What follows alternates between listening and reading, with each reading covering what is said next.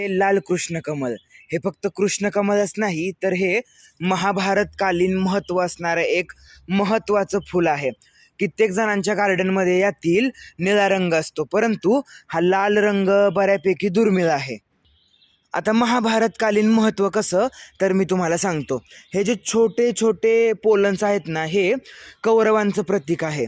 हे जे पाच ह्या तीनच्या खालील जे पोलन आहेत, हे पहा, हेच ते पाच पोलन. तीनच्या खालील हे पाच पोलन पाच पांडवांचं प्रतीक आहे. आणि सर्वात वरती जे तीन दिसत आहेत ना, हा आणि हा, हे तीन ब्रह्मा विष्णू महेश या तीन सुपेरियर गॉडचं प्रतीक आहे. ही वेल लावायला फार सोपी आहे. चुंबळ पद्धतीनं पाण्याचा निचरा होणाऱ्या मातीमध्ये ही वेल लावली जाते आणि भरपूर फुलं देते. आता आमच्याच वेलीला बघू शकता तुम्ही की किती साऱ्या कळ्या आलेल्या आहेत. इथे एक फूल पण फुललेलं आहे, हे बघा. अतिशय सुंदर युनिक दिसणार हे कृष्णकमल तुम्ही पण तुमच्या बागेत न विसरता लावा.